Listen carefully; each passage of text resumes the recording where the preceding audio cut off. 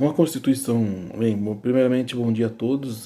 Queria falar um pouco sobre o processo, né, a mudança de paradigma ou a tentativa de mudança desse paradigma com a Constituição de 1988, quando o Brasil, por intermédio de seu pacto federativo e seus entes, né, ele, entre outras diretrizes, ele opta por combater a desigualdade regional, né, essa desigualdade que trouxe grandes regiões, grande diferença entre as regiões em várias partes do país.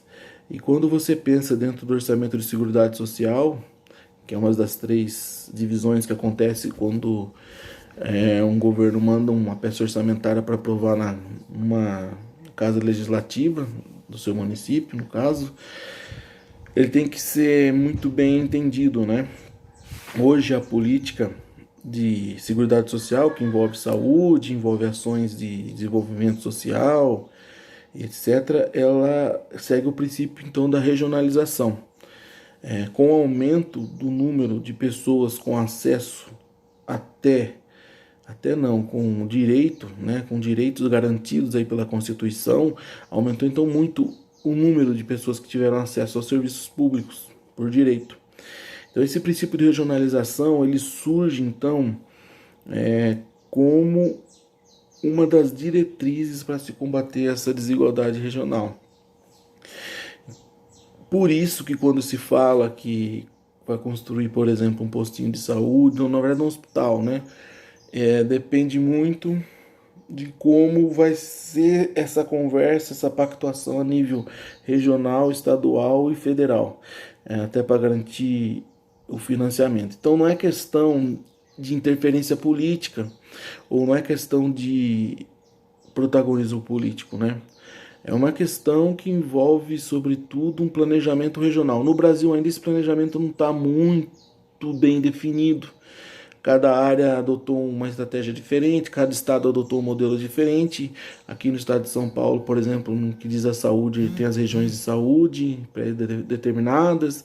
Em 2007, 2008 foi feito a PPI, que até inclusive é disponível para qualquer pessoa no site da Secretaria de Saúde do estado de São Paulo, onde mostra as regiões de saúde e o que ela oferece para cada cidade, entende? Não dá para imaginar o Brasil com um hospital em cada município.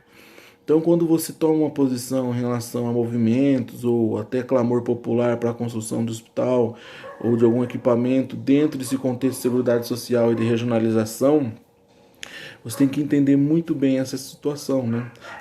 Esse mecanismo desse compromisso perene que os gestores devem ter com o princípio da regionalização. Não dá para cada município ter um hospital porque não há recursos e não dá também para um hospital atender todas as especialidades. Sempre o município, por exemplo, vai depender de algum equipamento na região. Então é esse princípio que norteia, não é o aspecto político. Ainda há muita interferência política, mas isso causa grandes lacunas dentro do desenvolvimento desse sistema, entende?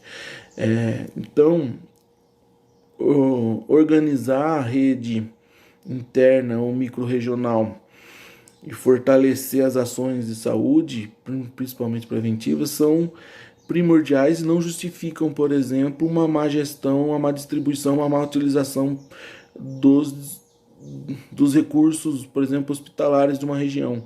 Então não é com a construção de um desses prédios, de um desses equipamentos que vá, a priori, suprir a falta de gestão crônica que acontece em algumas situações em muitas micro-regiões aqui do estado de São Paulo.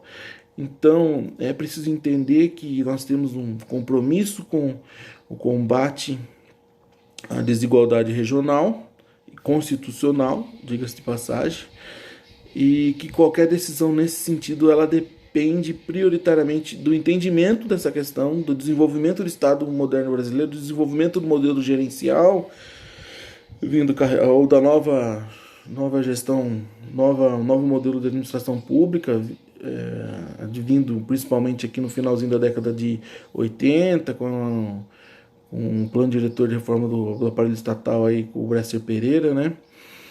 Então, é preciso entender essa situação. Então não é questão de que uma cidade tem outra, não. É questão do planejamento regional para combater as desigualdades regionais. É assim que nós iremos fortalecer o orçamento de seguridade social em cada município. Pelo menos é nisso que eu acredito. E para finalizar o vídeo, eu vou indicar aqui ó, o livro do Tocqueville, Viagem aos Estados Unidos. Nós falaremos mais dele mais para frente.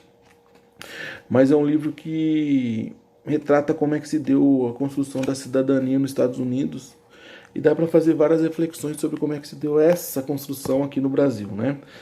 Do patronato brasileiro, para citar Raimundo Faoro, que é também um ótimo livro, Donos do Poder.